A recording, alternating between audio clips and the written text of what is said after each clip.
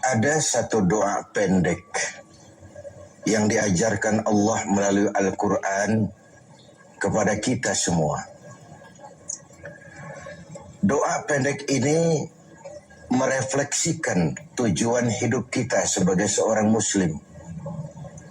Sehingga seringkali orang menyebut doa ini sebagai doa sapu jagat, yaitu Rabbana atina fid dunya hasanah wa fil akhirati hasanah wa qina adzabannar. Wahai Tuhan kami, berikan kami kebahagiaan di dunia ini, kebahagiaan di akhirat nanti, dan selamatkan kami dari azab neraka. Dunia dan seluruh isinya sesungguhnya merupakan tujuan hidup jangka pendek dari setiap pribadi muslim. Tujuan jangka pendek yang mengantarkan kita untuk meraih tujuan jangka panjang, yaitu akhirat dan ridho Allah Subhanahu wa ta'ala. Untuk kedua tujuan ini, Islam mengajarkan nilai keseimbangan. Bekerjalah buat duniamu seolah kau akan hidup selamanya, tetapi bekerjalah buat akhiratmu seolah kau akan mati besok.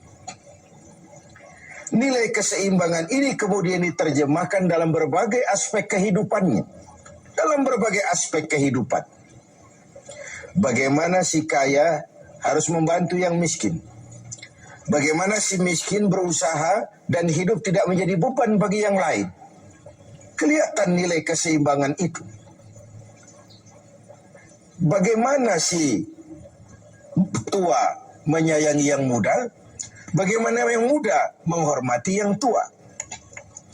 Bagaimana tuan rumah menghormati tamu, bagaimana tamu menjadi orang yang tahu diri.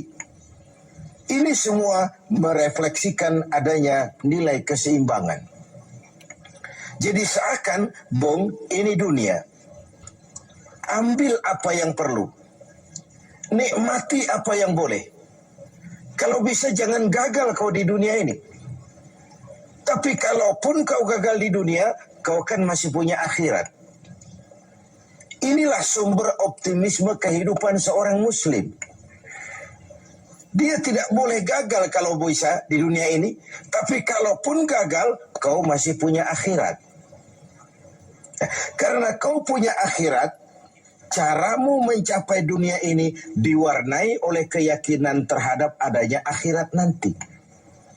Ini yang menyebabkan seorang muslim berbeda dengan yang lain dan dia tidak terjebak menghalalkan sebuah cara untuk mencapai satu tujuan.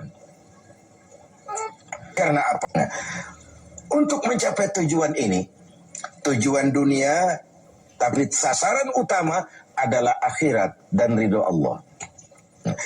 Untuk mencapai dua tujuan ini, Allah memberikan alat untuk mencapai tujuan. Dan dalam kaidah usul fikih dijelaskan bahwa lil wasail hukmul maqasid, alat dan tujuan hukumnya sama. Jadi kalau tujuan ke situ, alatnya harus ada untuk membawa kita ke arah itu. Saudara wajib naik ke loteng.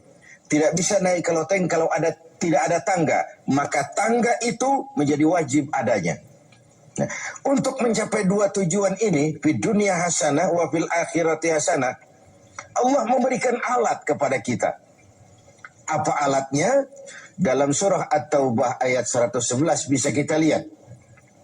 Inna Allah ashtara minal mu'minina anfusahum wa amwalahum bi anna lahumul jannah.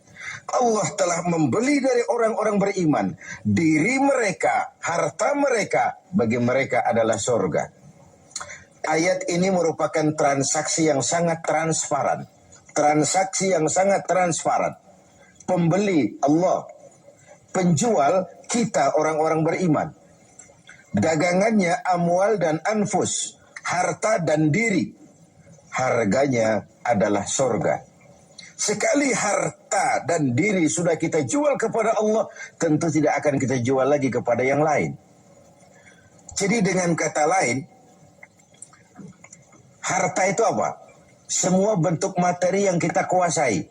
Uang, tanah, kebun, pabrik, dan sebagainya. Lalu yang dimaksud dengan anfus, diri itu apa? Semua kekayaan yang ada dalam pribadi kita. Konsep, pikiran, ide, wewenang, jabatan, kemampuan, skill, itu semua anfus. Untuk tujuan jangka pendek, harta dan diri harus jadi rahmah bagi lingkungan. Untuk tujuan jangka panjang, harta dan diri harus menunjang jalan menuju ridho Allah Subhanahu wa ta'ala. Itulah jalan kalau kita ingin mencapai fid dunya hasanah wa fil akhirati hasanah. Dengan kata lain, yang alat itu jadikan dia sebagai alat. Jangan dia dijadikan tujuan. Sekali alat kita jadikan tujuan, maka kita akan kehilangan tujuan yang sebenarnya. Begitulah sang waktu sering menggeser alat menjadi tujuan. Tujuan kita adalah kekuasaan. Tujuan kita adalah kekayaan. Tujuan kita adalah popularitas. Tujuan kita adalah menghimpun segala macam kekuatan. Padahal itu cuma sekadar alat untuk mencapai fid dunya hasanah wa fil akhirati hasanah. Kalau alat kita jadikan tujuan, kita akan kehilangan tujuan yang sebenarnya. Dan akhirnya kita akan terjerat kepada fata morgana. Kita sangka itulah tujuan itu. Kita sangka kita sudah sampai kepada titik yang kita tuju, padahal cuma pandangan yang menipu saja. Akhirnya kita terjerat dalam arus siklus yang berkali-kali diperingatkan oleh Al-Quran. Alhaakumut takatsur. Kamu telah celaka lantaran berlomba-lomba menjadikan alat sebagai tujuan. Berlomba-lomba menjadikan alat sebagai tujuan. Karena itu, gunakanlah alat sebagai alat untuk mencapai tujuan, dan bukan malah alat yang dijadikan tujuan. Berapa banyak pun harta kita miliki, dia cuma alat. Setinggi apapun kedudukan yang kita capai, dia cuma alat. Sebanyak apapun ilmu pengetahuan yang kita kuasai, dia cuma sekedar alat. Untuk mencapai fid dunya hasanah wa fil akhirati hasanah. Dengan puasa Ramadan kita harapkan menjadi laboratorium rohani yang membina nilai-nilai keseimbangan. Sebab kalau tidak ada nilai keseimbangan, akan pincanglah gaya hidup kita. Tidak mustahil kita terjebak pada materialisme, hedonisme yang pada akhirnya lagi-lagi mengantarkan kita kepada fata morgana.